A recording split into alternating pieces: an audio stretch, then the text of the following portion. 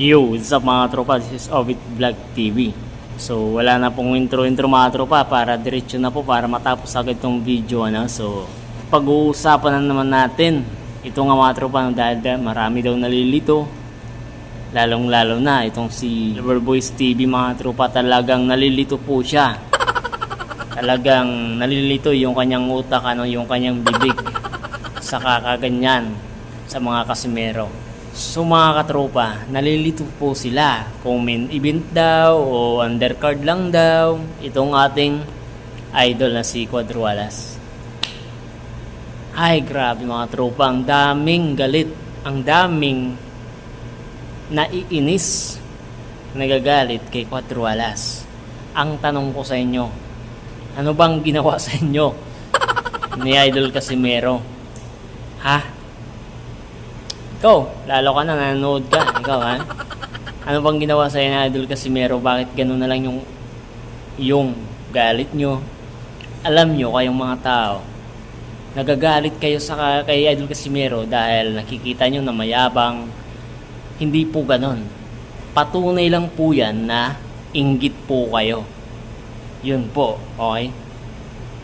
Patunay lang po yan na nilalabas nyo yung pagkakainggit nyo kay Cuadrualas dahil gumaganda ang kanyang buhay, na bibili niya yung mga kaya niyang bilhin, hindi tulad nyo na puro lang kayo paninira, lalong lalo ka ng wheelchair ka. So nalilito daw si Boy Wheelchair mga tropa kung undercard lang daw si Idol Casimero or main event dahil akala daw ni Wheelchair sikat ito, matunog ang pangalan nito sa Japan, o bakit daw undercard lang. Para sa iyo ito, Boy Wheelchair, okay? Undercard man or main event man itong si Idol Casimero, wala kaming pakialam dun, okay? Ang importante ay mapanalo ang laban ni Idol Casimero, okay?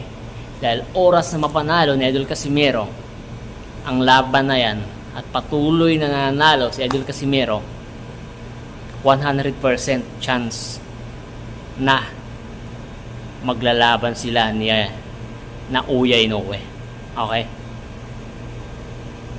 Abangan mo yan, Boy Wheelchair, at sinasabi mo na hindi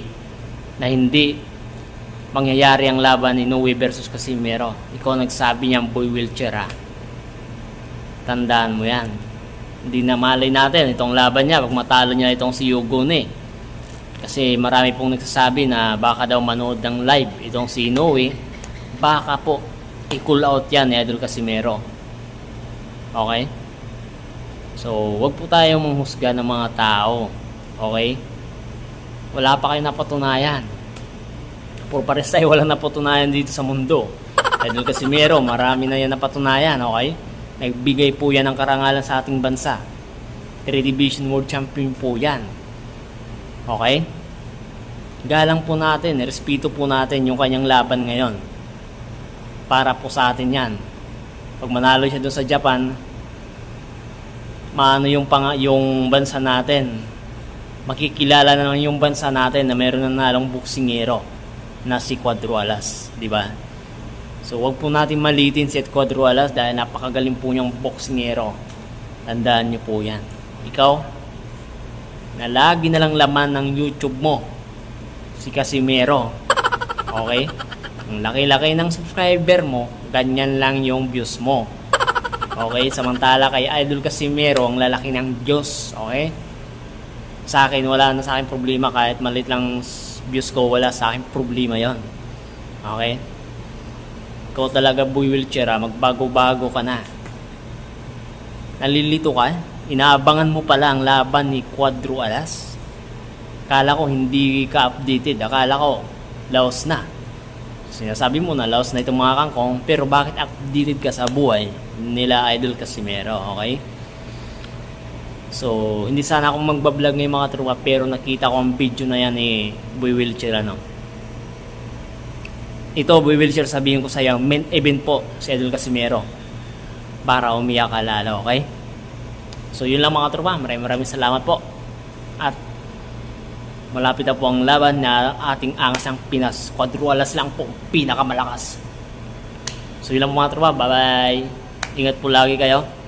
Quadrualas lang, pinakamalakas.